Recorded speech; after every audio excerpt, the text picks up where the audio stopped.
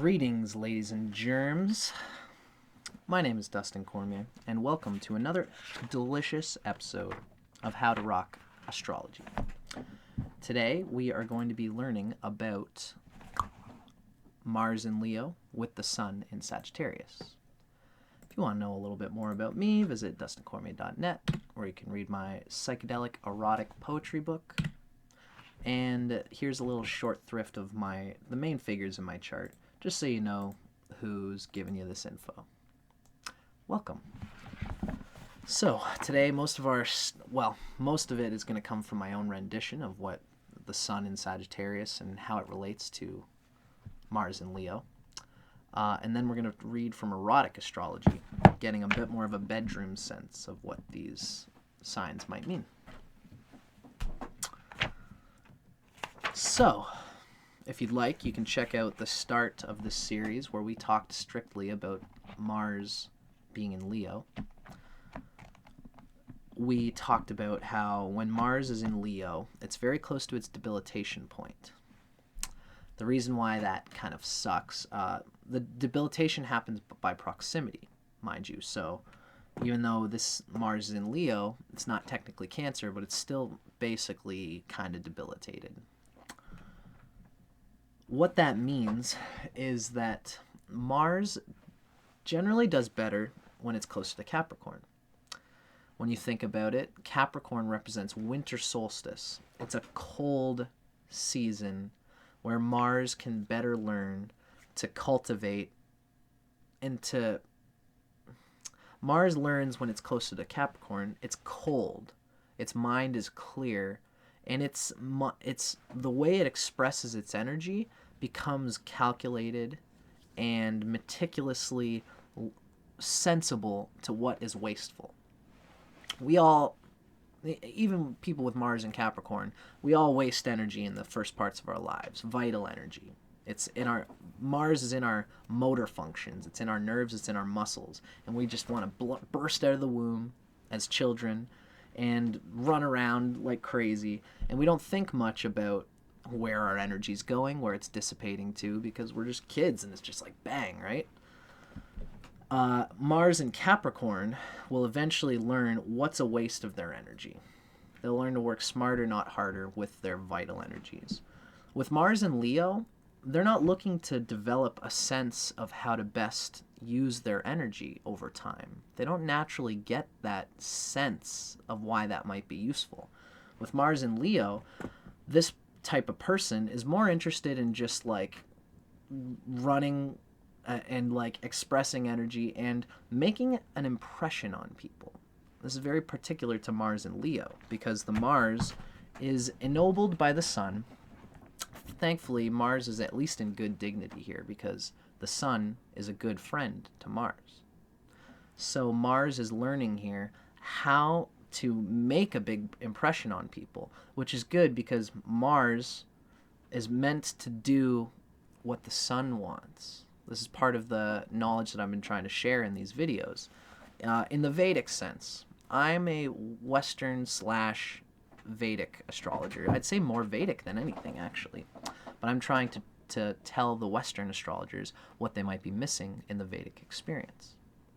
And this is kind of one of those things, although Western astrology knows this as well. Mars is the little brother and the Sun is the big brother. Mars does what the Sun is looking to do. Mars completes what the Sun's objectives are. The Sun is the king of the chart. The Sun sees what is good for the whole energy field and the spirit. The Sun has a sense of the timeless spirit, and it uses Mars to enact what it feels it is. So here, Mars in Leo makes a big impression on people. It puts on its sunglasses and it gets whatever it fixates on the field that it's interested in. It knows how to really pop it out there aggressively, willfully. And this makes an impression on people typically, which is helping the Sun do what it wants to do. So the thing is that Mars in Leo is better at making a show, but it's not always as vital, as inspired, as inspirational as it likes to show. You know, Mars in Leo can disappear when it's not feeling at its best because it only wants to make a good impression. So when you see this person, they're probably in a good place, they're feeling good, and they're going to make a big impression. And everyone's like, oh, wow, you know, this person's Mars, this person has such a control of themselves, and they make a big impression. But then you might not see them again for a while because they're not actually cultivating within themselves what would give them a constant state of energy. They're just looking to make an explosive, you know, they say about Leo, it's wide of face and narrow in the back. And this is very true of this expression of Mars. Now, with the Sun in Sagittarius, Sagittarius is the objectives of this person. And the Sun is still kind of close to its debilitation point here, the debilitation point being Libra. The Sun is debilitated in Libra because then this proximity thing is true here as well. The tougher parts for the Sun is anywhere between, you know, Leo, Virgo, Libra, Scorpio, Sagittarius. Those are all still pretty well close to the debilitation point. It's kind of saved a little bit in Sagittarius because Jupiter is good friends to the Sun, and this is naturally in trine with the Sun's ruling place, Leo. It's a fire sign, and the Sun is a fire energy. So this is at least good by dignity, although it's still thinking of it's looking at the outside rather than looking inside. That's why the Sun is better in Aries. The Sun is exalted in Aries because it puts its energy towards what it knows it is and has always been. And it's always emerging, busting its head into things, giving itself challenges in Aries. It gives itself challenges in order to define and discern what it is that I am. And it leads itself by this constant challenge.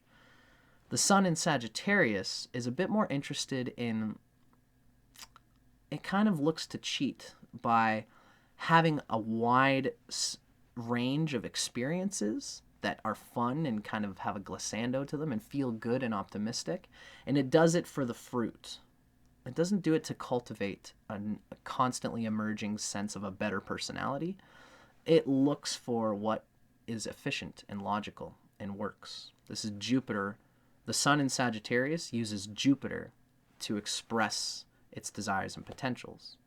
It wants to expand the personality by many quantities of experience rather than qualities of experience, if that makes sense. But this is still an okay thing for the Sun. So these two are in trine, and that's a very good thing. In Vedic, we say that Mars has aspects, it's whatever's in the 4th house from Mars, whatever's in the 5th house from Mars, and whatever's in the 8th house from Mars. Those are Mars's aspects, truly. I digress. In the Western system, the West has its own geometrical aspects. In the Vedic, it takes that out. I digress. Here, Mars is in trine to the Sun, and Sun is in trine to Mars. The Sun's aspects, even in the Vedic, go by the trines. So here, Mars and the Sun are enlivening each other. And it is a good place because they're both fire signs. This is definitely, of all the combinations, both of these are still close to their debilitation points. So they do lose some energy. The Sun spreads a lot of wild oats before it learns what it wants to be. And Mars is very dramatic and tries to make a big impression and focuses itself on one thing at a time, even though that thing might not ultimately be what's best for the spirit of this person. They just think it's the best thing at the time. That the fact that they're in trine really enlivens this person. Even though they might waste a bit of energy, everything that they do cultivates the sense of what is best for Mars. And it cultivates a sense of what is best for the Sun. Even though the Sun in Sagittarius is a globe-trotting thing, it has the sense of like, is this enriching what I can be for the rest of my life?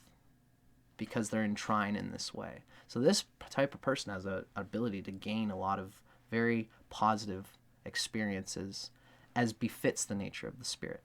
So that's cool.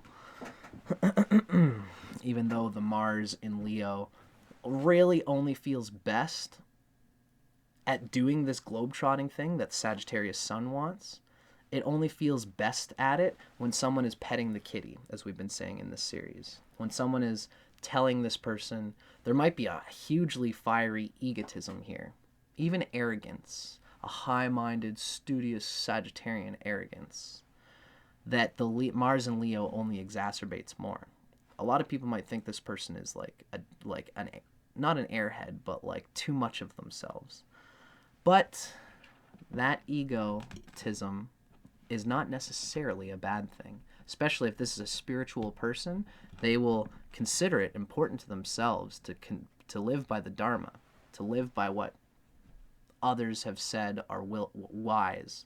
And there can be a great climbing to spiritual heights, and it's for the sake of the self, which is ironic, but it's like a flower growing towards the sun.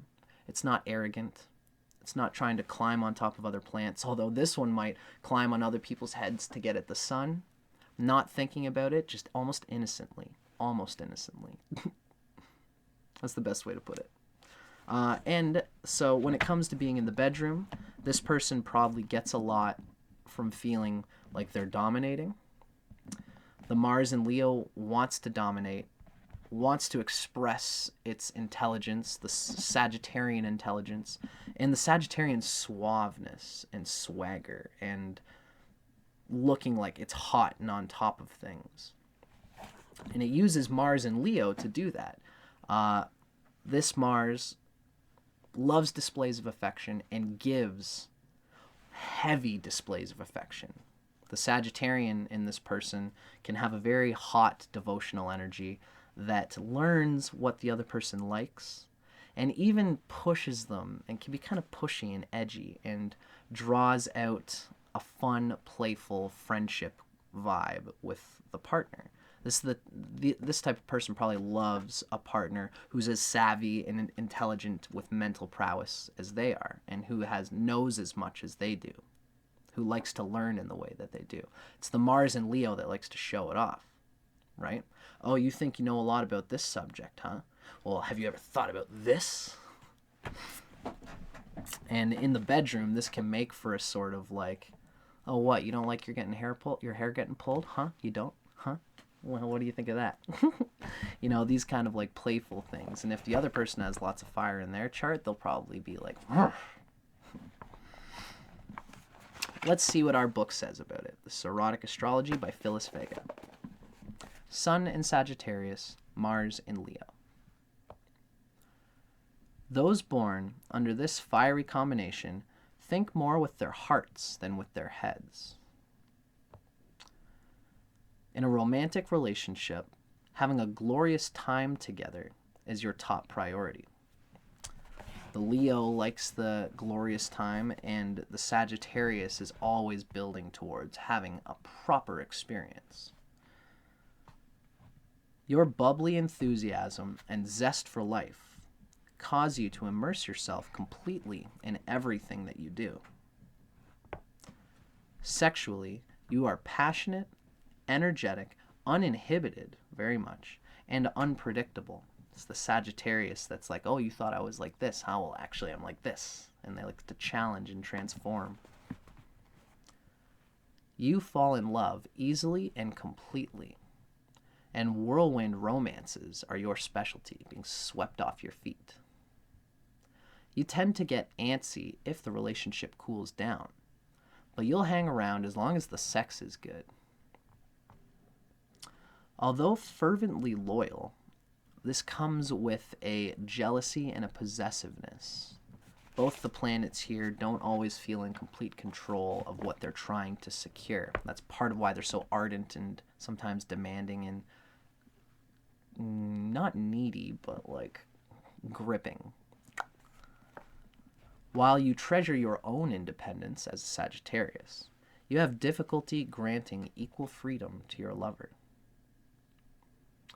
So the Mars in Leo wants to fixate on, especially because Mars in Leo fixates on things that express what the sun wants. And if a lover gives the Sagittarius what it wants, it's the Mars in Leo here that wants, again, precious familiar things that it knows really well. So if a Sagittarius has this whirlwind romance, loves all these things about a person, and comes to find that that person makes them happy, makes them feel glorious, gives them what they want, then Mars has found a channel for Sagittarius. And Mars, being in Leo, wants to fixate on it. And so they like things to stay the same.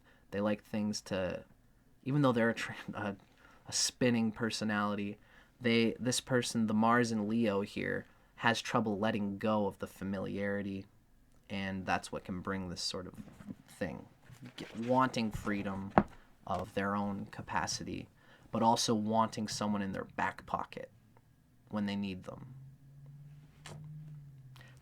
It's a worthwhile thing, but anybody who goes out with this person will have to deal with this unconscious thing. And you, if you do have these tendencies, it's not a terrible thing. It's cute that you love to be so on top and to have this person who's devoted to you in this way. But just always consider things from the other person's perspective, especially because you have such fiery planets that are looking at your own willfulness. Yeah, that's okay. That's your in Vedic astrology. That's you, and you'll get energy by doing that. Just consider that while the laws of your karma permit that that's okay for you to be like that, the laws of love and romance permit that even though you're like that, if you really want to keep your relationship, just communicate and consider that even though you want to be the big top dog daddy or hot mama in the relationship, you still have to concede to the nature and desires and perspective of the other person. And just consider it that if you're really looking to enrich your life as a person with this relationship thing, then you'll think wisely about the fact that that will go better as an extension of yourself if you treat it the way you're supposed to. Anyway, I hope that makes sense, folks. I'm Dustin Cormier for How to Rock Astrology. Let me know in the comments if you dug it, and I'll see you on my next video.